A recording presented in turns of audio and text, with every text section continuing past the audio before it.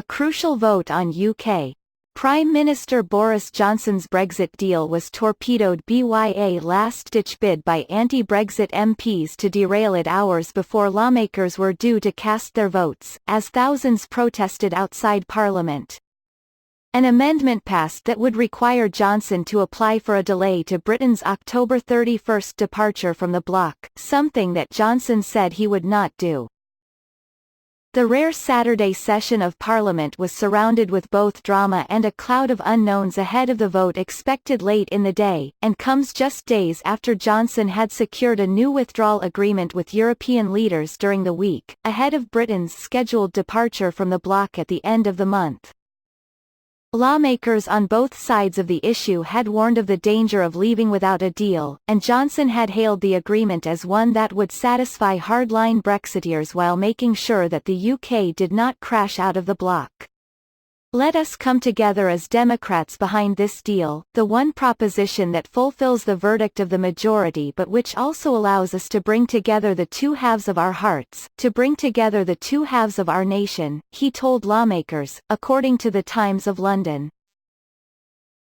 As lawmakers debated the measure, thousands of mostly anti-Brexit protesters marched through the streets of London.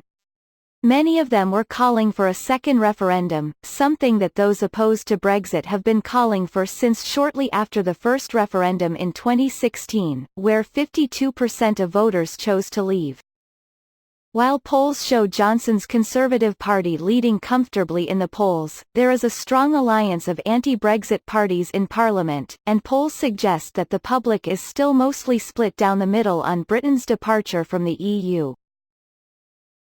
Supporters of the amendment that passed, put forward by independent and former Tory MP Oliver Letwin, say it will remove the risk that the UK could still fall out of the bloc by mistake if there was a problem getting through Parliament the formal legislation needed to implement the deal. But it requires Johnson, who has repeatedly promised that Britain would leave the EU on October 31, to request a delay to the departure date. European leaders have said that there would be no further delays now that there is a deal on the table. "I want us to finish this off and speak about the future," French President Emmanuel Macron said on Friday. "The October 31 date must be respected. I don't believe new delays should be granted."